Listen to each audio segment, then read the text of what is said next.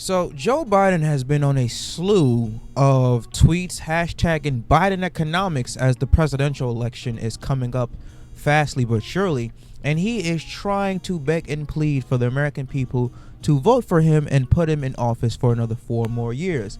All of this man has been tweeting is how jobs have been surging and inflation is down, continuing to tweet nothing but lies, shams, and a bunch of bullshit to get petty votes from the American people. Let's read some of Joe Biden's votes here. 13.4 million jobs have been added to our economy on my watch, more than any other president in a full 4-year term. And heartening that our economy agenda is creating opportunity for the working class. And here's this little graph that he has. Obviously, he's going to shit on Trump and other past presidents who have had the economy in better situations than Joe Biden currently has. Let's take a look at more of Joe Biden's nonsensical, ridiculous lies and tweets hashtagging Biden economics. Look at this one right here. Joe Biden, our Invest in America agenda is working. Share of working age. Americans who have jobs at a 20-year high. Unemployment rate below 4% for 1.5 years, the longest stretch in over 50 years. And as I mentioned, inflation is at the lowest it's been in 2 years. Anybody who believes what the fuck this man is talking about is an idiot. He is lying out his ass. And Elon Musk, who just changed Twitter to X, should be fact-checking all of his bullshit. Number one, inflation is not down. It is skyrocketing. And you want to know why it's skyrocketing? Because Americans are paying more and more every single day just to live. Here's an article from the Business Insiders. Americans are about to have a much harder time paying their bills. That's hashtag Biden economics for you. Americans held over $1 trillion in credit card debt in the second quarter of 2023. That is a new record. That's according to the latest report from the Federal Reserve Bank. More debt is languishing unpaid for months as Americans prepare to resume student loan payments. Didn't Biden cancel student loan payments, kind of superseding what the Supreme Court said you can't do? So he's going back against his word, overstepping his boundary and pretty much saying, oh no, actually I can't really do that. You're gonna have to pay them even though I cancel student loan debt. Again, a bunch of bullshit and empty promises by that fuckface of a president. Americans are dealing with record high bills and it might be a crucial fall as more payments come. That's Biden economics for you. According to the latest data reports from the Federal Reserve Bank of New York, America's held a record. This is a record, guys.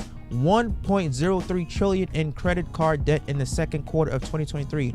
That's an increase of 45 billion from the last quarter and marks another quarter of rising balances after an initial plunge earlier in the pandemic. The rising credit card debt helped push total household debt to a record high 17.06 trillion. As you can tell, here is the debt chart. Auto loan debt is at a record high. Credit card debt is at a record high. Student loan debt is at a record high. Everything is going up, up, up. That's Biden economics for you. You voted him. He is going to drive your debt through the roof and take away your constant way of income. Biden economics have him in presidency for another 4 more years. As told, Americans are in a lot of everyday debt and there's no immediate relief in sight. So I guess them continuing to raise the annual savings rate in your savings account doesn't do shit. Hey, we're going to raise them by another 0.0025 basis points. What the hell is a 5% interest rate going to do when inflation is like over 10%, rent is over 10%, food and groceries is over 10%, gas is over 10%. It's like, oh look, we're giving you all this money in your annual interest savings account, but it's not adding up to paying your bills and keeping up with the ridiculous amount of payments that you have to do each and every single month. But again, that is Biden economics for you. The second quarter saw auto debt grew by 20 billion to 1.58 trillion, and mortgage balances held strong at around 12 trillion. Student loan balances tickled down to 1.5 trillion, but are going to go back up because payments are going to be resuming. However, all that means that debts aren't impacting consumer everyday finances. Bankrate also found that 60% of those with credit card balances, 54 million people in total, have been indebted for at least a year. Per the New York Fed reports, 8% of credit card balances were delinquent for 90 days or more, meaning that they had gone unpaid for months. That means because simply people do not have the funds. They don't have the money to pay for this because they have to pay for everything else, like to keep a roof over their head, to keep food in their stomachs, to have clothes on their backs. But when everything skyrockets because of Biden economics, you're gonna say, well, fuck paying this back because I simply don't have the money. But that's Biden economics for you. He wants to eliminate the middle class and only have the rich and the poor. That is it. The percentage of credit card debt flowing into serious delinquency rose from 3.35% in the second quarter of 2022 to 5.08% in the second quarter of 2023. This is another chart. Transition into serious delinquency for credit card debt. Now, obviously, it went up, it's going down, but it looks like it's about to go back up over here.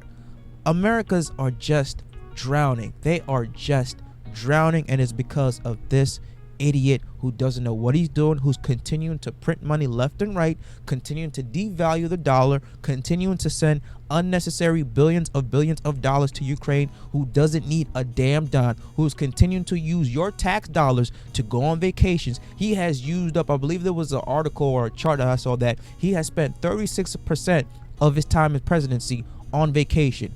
He's done more tweeting than he has done doing his job as the president. That lets you know what his real intentions are. Not only that he has a son who's doing crack, who has a son who has porn on his laptop, and all these other sexual assault allegations. None of the networks are focusing on that.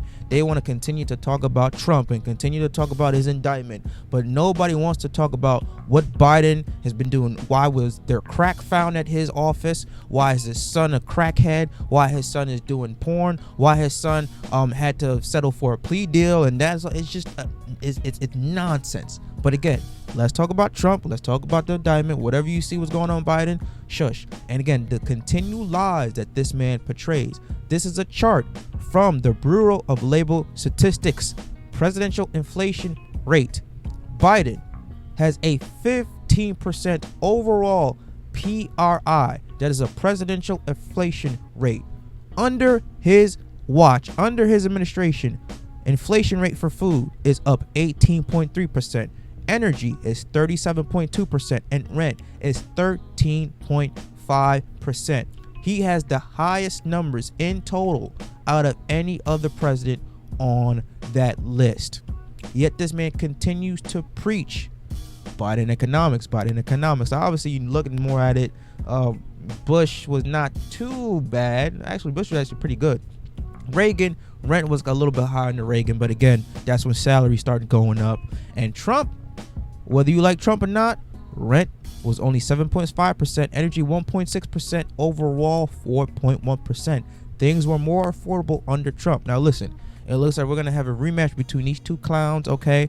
I don't want to see Trump versus Biden part 2, but a lot of people I have talked to would rather see Trump be presidency and add me to the list. All right, I think that there should be a new candidate that should be emerging, but knowing that people don't give a damn about politics, it's a popularity contest. We are headed for another Joe Biden versus Donald Trump rematch, and if I had to bet my money, I'm gonna vote for Donald Trump, because this Joe Biden has literally fucked every single thing since he's got into office. The continued lies, the continued forced jabs, the continued cleaning out of your savings. Americans no longer have a savings account. They have to dig into their 401k, which is saved for their retirement, just to get by in Biden's economics. Let me know what you guys think about this. Do you agree, disagree? Leave your comments down below. Smash the like button, subscribe to the channel, and I will catch you guys on the flip side. And the only way for us to fix what Joe Biden has done to us and to our pockets is to get him the fuck out of office when it comes for presidential elections. Go out and vote Joe Biden off. Put somebody else in, because this cannot continue for another 4 years. You will end up poor if this man is president for another 4 years. That's all I have to say. But leave your comments down below. Subscribe to the channel. Smash the like button. And I'll catch you guys on the flip side. Peace.